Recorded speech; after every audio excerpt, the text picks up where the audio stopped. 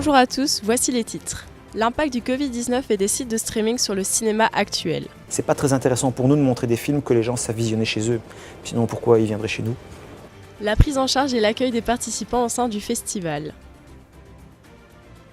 La place de la femme dans le milieu cinématographique ainsi que de la vision du militarisme féminin et du pouvoir girl power dans les années 90.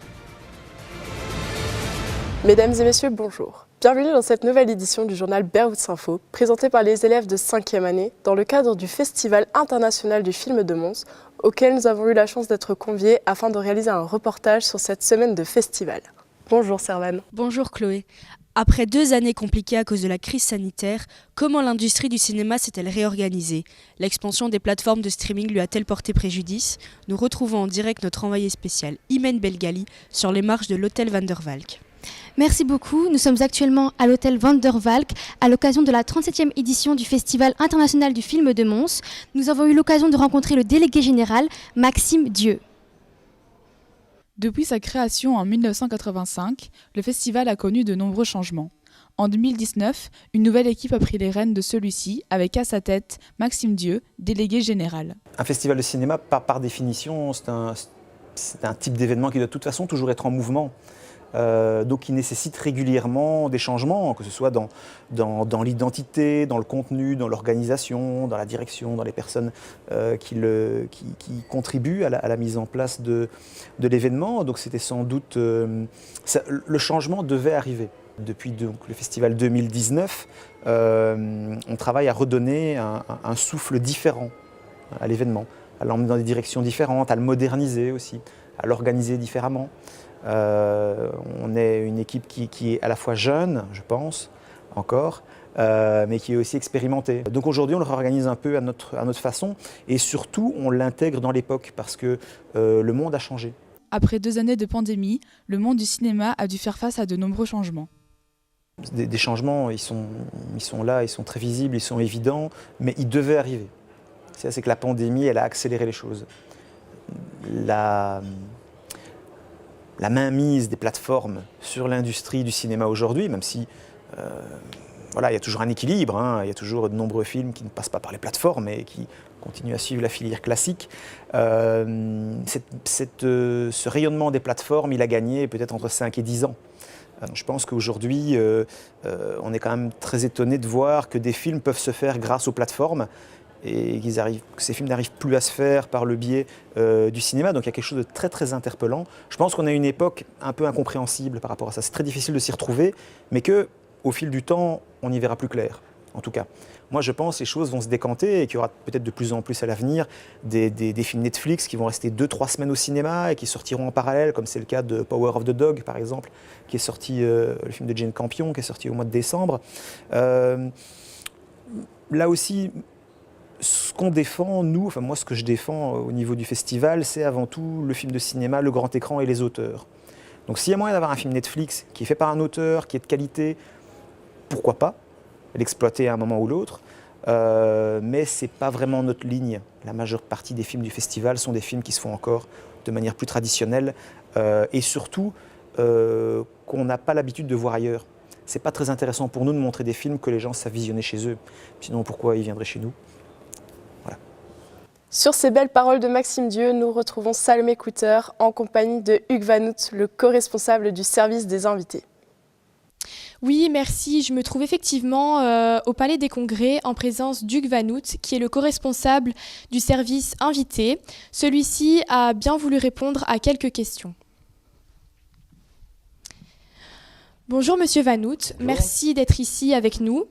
La première question est: quel est votre parcours scolaire qui vous a permis d'interagir avec ces célébrités à l'heure actuelle ? Je n'ai pas choisi un parcours en fonction dans le but d'interagir avec des célébrités. J'avoue que j'étais un peu paumé au sortir du secondaire, je ne savais pas très bien quoi faire. Je me suis retrouvé à un moment donné à faire un grade 1 en relations publiques et communication. Et en dernière année, j'étais à la recherche d'un stage. Et j'ai commencé en tant que stagiaire donc au 20e festival. Je ne me souviens plus de l'année, mais au 20e festival, on en est au 37e maintenant. Donc, Combien de temps faut-il pour préparer l'entièreté du festival et avec qui préparez-vous cela ? Alors, l'entièreté du festival, c'est un travail à l'année, vraiment. Même durant le festival d'une année, on réfléchit déjà justement au suivant. Mais on va dire grosso modo qu'il faut compter 9 à 10 mois de préparation intense, avec des périodes plus calmes, évidemment. Il y a toute une période où on se concentre plus sur la programmation des films. Et pour ma part, moi, le boulot me prend à peu près 3 mois dans l'année. D'accord, merci. Pouvez-vous également nous donner une idée du budget qui a été versé pour cette 37e édition ? Le budget, précisément, c'est quand même plusieurs centaines de milliers d'euros. Malgré tout, c'est un gros événement. Et puis avec des charges qui sont très, très variées, la location des films, la location des lieux, les nuitées d'hôtel pour les invités. Après, donc, ces financements nous viennent d'une part du public. Et évidemment, voilà, tous les sponsors privés. Donc, il y a de tout type. Il y a des banques, il y a diverses marques. Quels sont les retours que vous avez déjà pu recevoir de la part des invités ? C'est vrai que ça fait à peine 3 jours que le festival a commencé, mais voilà, il y a évidemment des invités qui sont déjà venus, déjà repartis, et dès le premier jour, on a des super retours, notamment l'équipe du film d'ouverture, qui était ravie de son passage. On a eu la chance justement que toutes les jauges liées à la crise sanitaire aient disparu, donc on a pu remplir le théâtre Royal de Mons pour la séance d'ouverture, et la salle était comble, le réalisateur et les comédiennes qui étaient là étaient ravis, et en plus il y avait dans ce film une part de comédiennes non professionnelles pour qui c'était une toute première de se trouver comme ça, déjà en salle, et puis devant une salle gigantesque, donc elles étaient ravies. On a eu Abel Ferrara, donc grand réalisateur américain, qui est venu pour un week-end, un personnage assez sulfureux, peut-être un peu difficile, mais qui était ravi justement nous disant voilà, il reviendrait volontiers si l'occasion s'y présente. Et quand ils sont tous arrivés, ils sont un peu arrivés au compte-gouttes, et ils se sont tous retrouvés à la table d'hôte du festival où on offrait un repas le midi, et je voyais que c'était vraiment comme des enfants qui se retrouvaient après genre 2 mois de vacances, des copains d'école qui se retrouvent, ils étaient ravis, et rien que pour des moments comme ça, nous on est super contents, quoi. Merci Salomé pour cette intervention. Nous accueillons Pascal qui est responsable de l'équipe des chauffeurs du festival. Bonjour Pascal, nous venons de voir une interview de Hugues Vanout. Est-ce que vous pouvez nous expliquer en quoi votre travail consiste ? Oui, bonjour. Mon travail consiste que quand Hugues travaille en amont de toutes les invitations, de tous les invités, moi, après, j'ai toute la liste, et puis moi, j'ai juste à générer tous les parcours pour aller chercher les invités, que ce soit à Bruxelles Midi, à Lille, à Valenciennes, à Paris, à Charles de Gaulle, à Bruxelles. J'ai mon équipe de chauffeurs, il y a environ 15 chauffeurs, et je dispatche. Je dispatche toute la relation humaine, surtout, parce que c'est très important de vérifier la relation humaine sur la fatigue, surtout, parce qu'on peut commencer à 3h au matin et finir à 2h au matin. Donc c'est tout géré, mais les parcours, tout se fait comme ça. Et quand le travail en amont est fait, c'est toute une pyramide qui suit. Et donc il y a des arrivées et des retours. Donc tout est un gros puzzle à gérer sur la journée. Plus l'interne, parce que ça aussi, il y a l'interne. Il y a tout ce qui est Imagix, Plaza, hôtel. C'est du gros taf, avec une équipe fantastique. Merci. Mais c'est avec plaisir. Partons maintenant à la rencontre de Laurent Canté. Il répondra aux questions de notre consoeur Léane de Herder sur le rôle de la femme dans son film. Cette année, le Festival du film rend hommage à la carrière de Laurent Canté, qui a reçu une Palme d'Or en 2008 pour le film Entre les murs. C'est l'occasion pour nous de revenir sur certaines de ses réalisations, les moins connues, telles que Foxfire, un film sur le militantisme féminin dans les années 50, tiré du livre Confessions d'un gang de filles de Joyce Carol Oates.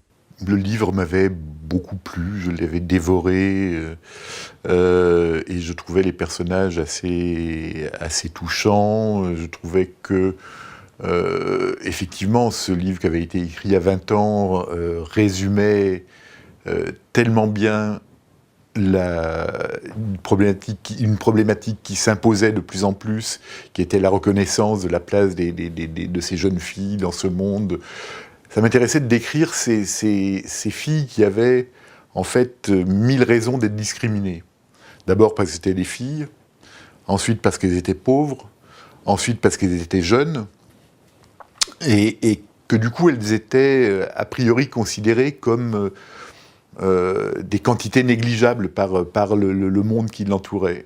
Et la façon dont, par leur volonté et par leur tout le travail qu'elles font sur elles-mêmes, elles vont réussir à trouver une place et à s'imposer dans ce monde-là me plaisait beaucoup. Passé presque inaperçu en 2012, avec son film, Laurent Canté, grand militant de gauche, touche à un combat qui était peut-être un peu trop précurseur avant l'émergence du mouvement MeToo. Ce film, ça a été pour moi une des grandes déceptions que j'ai pu éprouver au long de ma carrière, c'est que le film n'a pas été un grand succès. Peu de gens l'ont vu, il a été... peut-être qu'il est sorti au mauvais moment, peut-être que j'en ai mal parlé, je sais pas. Moi, c'est un film que j'aime beaucoup et dont je me dis qu'effectivement, il sortirait aujourd'hui, il aurait un impact certainement très différent. Vous avez suivi le livre qui place son intrigue dans les années 50, mais si c'était à refaire, quand situeriez-vous l'action ? Je pense que je garderais l'idée des années 50 parce que ce qui m'intéressait dans ces personnages, c'est que ce féminisme, elles le vivent, elles l'incarnent sans jamais avoir entendu le mot féminisme. Elles l'inventent. Elles l'inventent au fur et à mesure de leur expérience. Est-ce que pour vous, le mouvement MeToo est une suite logique du girl power des années 90 ? Oui, le féminisme est même plus ancien que ça. Depuis très longtemps, il y a des femmes qui sont révoltées par le statut que les hommes veulent bien la place que les hommes veulent bien leur laisser dans le monde. Et ce qui est intéressant, c'est de voir comment progressivement l'idée s'impose et comment aussi le combat devient légitime, quoi. Enfin, je pense que souvent, il y a quelques dizaines d'années, le féminisme faisait encore sourire les hommes. C'était une bonne blague, quoi.